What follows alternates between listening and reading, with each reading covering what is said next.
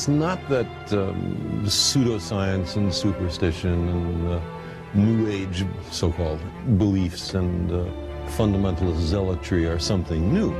They've been with us for as long as we've been human. But we live in an age based on science and technology with formidable technological powers. Science and technology are propelling us forward at accelerating rates. That's right. And if we don't understand it, by we I mean the general public, if it's something that, oh, I'm not good at that, I don't know anything about it, then who is making all the decisions about science and technology that are going to determine what kind of future our children live in?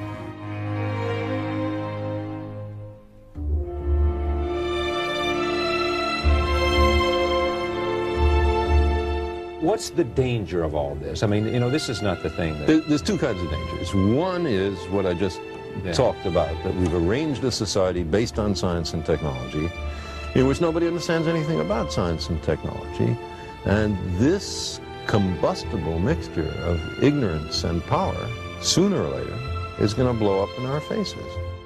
And the second reason that I'm worried about this is that science is more than a body of knowledge. It's a way of thinking, a way of skeptically interrogating the universe with a fine understanding of human fallibility.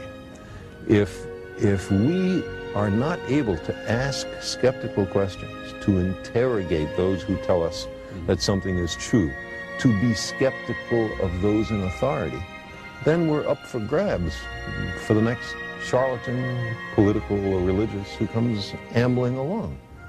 It's a thing that Jefferson laid great stress on.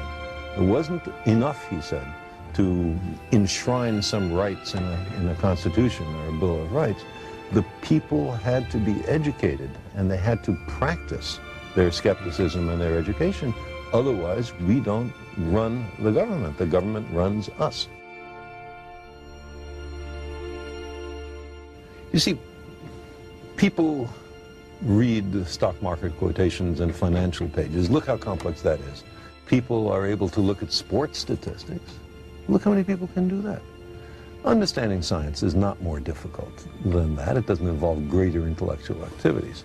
But the thing about science is, first of all, it's after the way the universe really is and not what makes us feel good.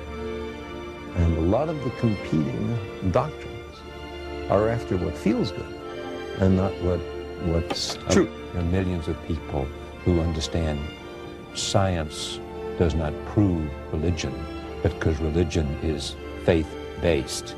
Let's look a little more deeply into that. What is faith? It is belief in the absence of evidence.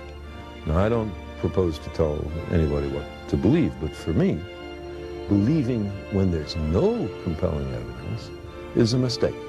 The idea is to withhold belief until there is compelling evidence.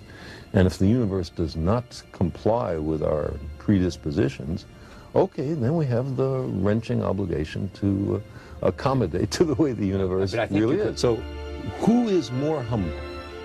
The scientist who looks at the universe with an open mind and accepts whatever the universe has to teach us, or somebody who says everything in this book must be considered the literal truth, and never mind the fallibility of all the human beings involved in the writing of this book?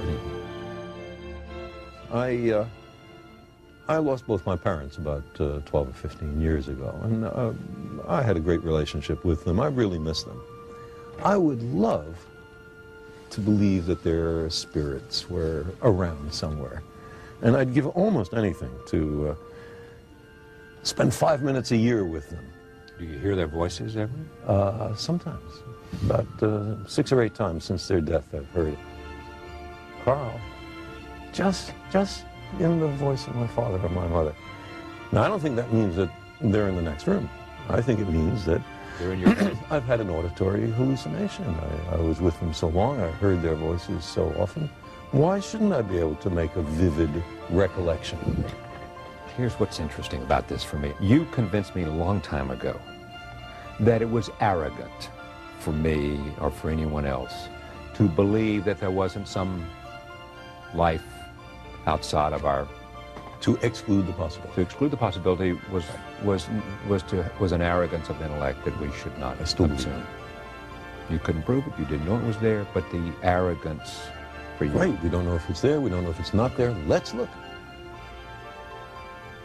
And if you take that, why can't you say, there's a lot we don't know? There's a lot of power there that we don't know. There's a lot we don't know. You know? It's what I believe. But that doesn't mean that every fraudulent claim has to be accepted.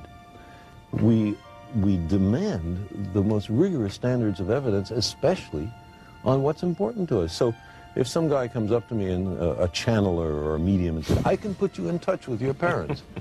Well, because I want so terribly to believe that, I know I have to reach in for added reserves of skepticism, because I'm likely to be fooled and much more minor to have my money taken. You are living with myelodysplasia. Or I have been. You have been. And just share with us, because of your sense of language and your sense of understanding and being reflective and introspective, what do you think about, and what does it do for you to I didn't have any near-death experiences. I didn't have any near-death experiences. I didn't have a religious conversion, but you thought about what it would be like to die. Certainly, and what it would be like for my family, and I didn't much think about what it would be like for me, because I don't think it's likely there's anything that you think about after you're dead. That's it. Huh? Yeah, long dreamless sleep. I'd love to believe the opposite, but I don't know of any evidence. But one thing that it has done is to enhance my sense of appreciation for the beauty of life and of the universe, and the sheer joy of being alive. You had a healthy portion of that before this, but even you, it happens to you. Oh, there's no question. Appreciation. No question. Every moment, every inanimate object, to say nothing of the exquisite complexity of living beings. You imagine missing it all, and suddenly it's so much more precious.